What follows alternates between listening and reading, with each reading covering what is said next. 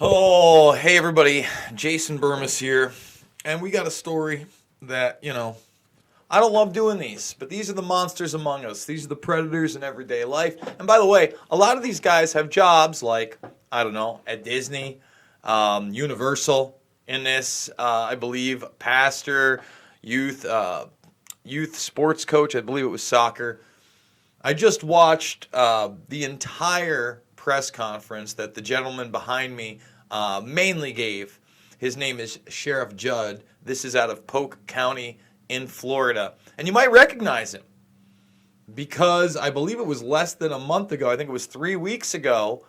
I did another story on him and the amount of predators that he'd caught, the monsters among us, those people, and the disturbing aspects of those cases. And when you hear this guy talk, I mean, he's good at it. So what we're going to do is it's a pretty lengthy press conference, like 40 minutes. But I want to show the parts where you can see the faces of the child predators and how he describes them. I'm going to usually sit back and kind of let him go. And I'll chime in every once in a while. But this guy is on fire. And kudos to them for doing these operations. There are some very scary details in which one man showed up for a teenage boy and had a plan to hide him when he went missing from his parents. I mean, we're talking about some sickos.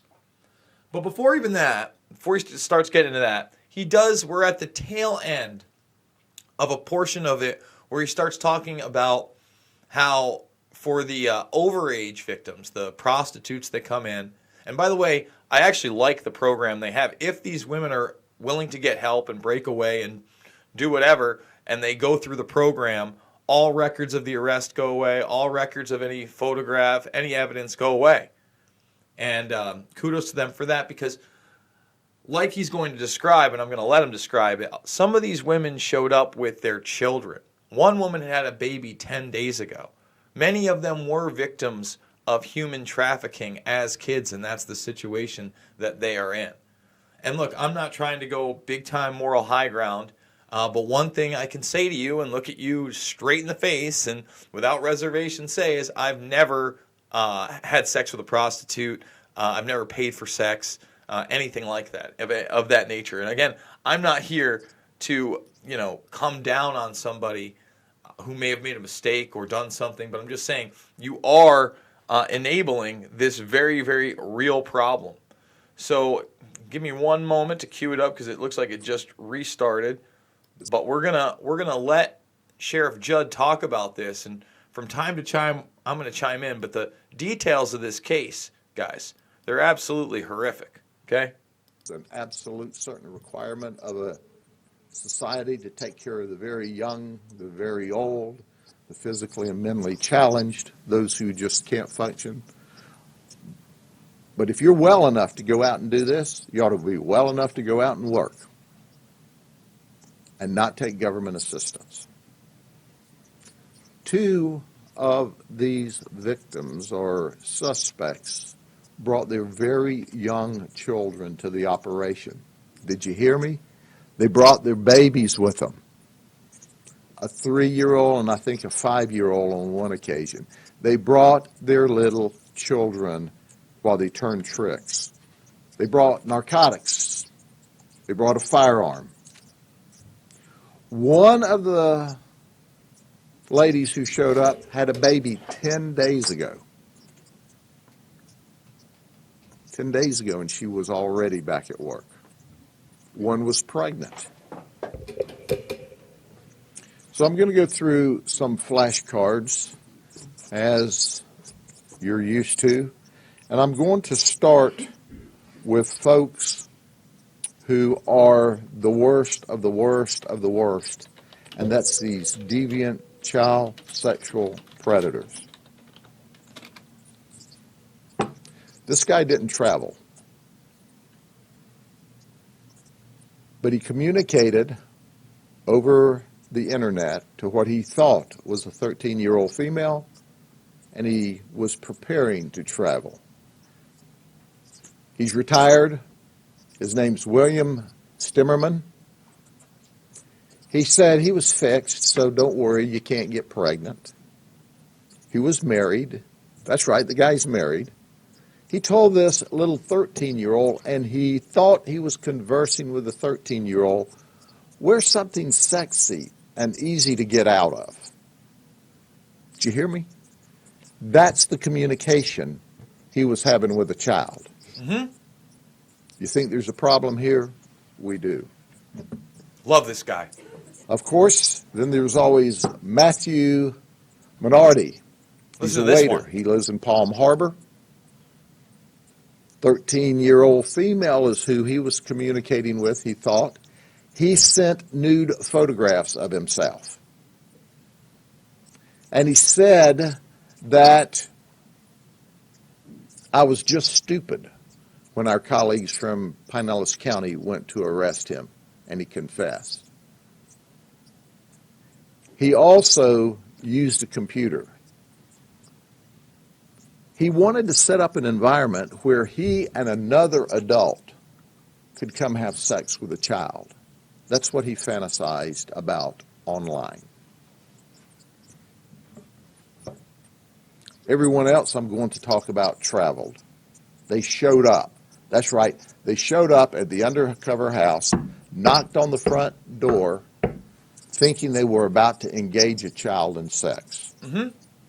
Here we go. How about Benjamin Castaneda? He's from Orlando. He works as a waiter at Simpson's Restaurant at Universal Studios.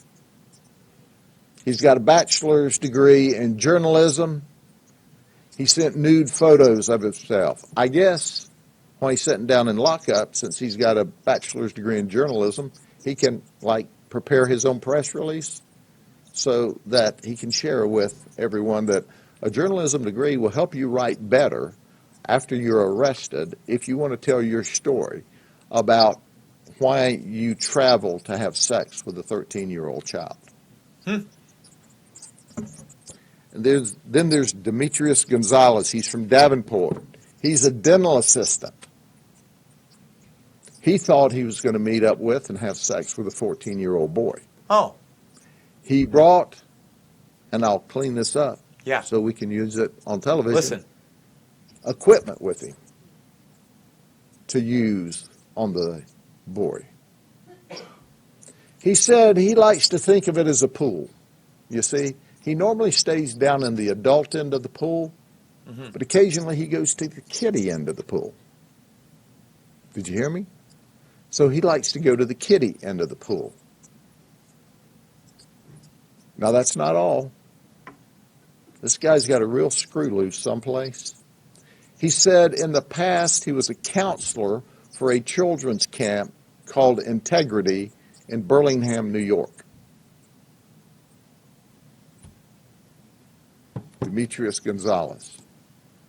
That's just who you want around your children at a child's camp. Then there's Pierre Alvarez. He's from Davenport. He's unemployed. He lives with his parents. He rode his bike to the undercover location to have sex with what he thought was a 13-year-old girl. He sent photographs online of himself nude. He talked ugly things about sex. And he is now locked up in the county jail. Anthony Gavin, we had a culture change for Anthony. He had a news flash. He's a server at a restaurant. He traveled to meet a 14-year-old boy. He's married. I know his wife's proud. But he said, quote, "I don't want to be labeled a pedophile." Well, if you don't want to be labeled a pedophile, why are you showing up to have sex with a 14-year-old boy? Common sense question. Scary, scary thing. And of course, then there's Joshua Bryant. Joshua Bryant's from Brandon, Florida. He works at a convenience store. He came to meet a 14-year-old boy. He lives with his grandmother. He said he's attracted to 13 and 14-year-old boys, and here's his fantasy. He wants to keep them at his house. He wants them to stay in his room. He said, I'll hide you. He said, you know, when your family reports you missing tomorrow, I'll have you hidden in my room. That gives me pause. He didn't go so far as to say he would shackle him or imprison him, but he made it abundantly clear that he would hide this 13, 14-year-old little boy from his parents when they reported him as missing. He is dangerous, folks. This is his fantasy. This is what he was sharing. This is what he thought he was communicating to this 14-year-old boy. He was preparing this child to be hidden away in his home. It's only a small step from a fantasy to reality. You're damn right it is, and let's stop it right there. People are asking in the chat who the women are. Well, both of them were victims of human trafficking when they were children. They're counselors. They're people that work with the women that they net in these prostitution stings. Because if you look, there were 124 arrests. Many of them were not children. I want to make that abundantly clear. However, you are seeing and hearing some of the most chilling things you can. I mean, think about that. I just want to keep them. I just want to keep them in my room. Okay?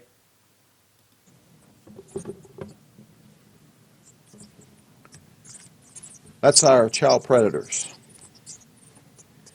Now I'm going to introduce you to just a snapshot of what I think are interesting Johns that showed up. You know what?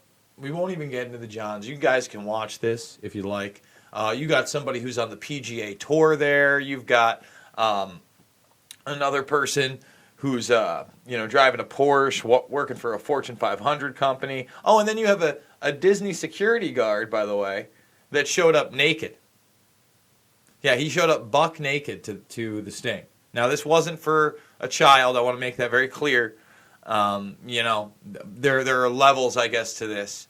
But once again, he talked about the problems. Some of these women who were showing up with their small children. One was pregnant. One had a baby 10 days ago.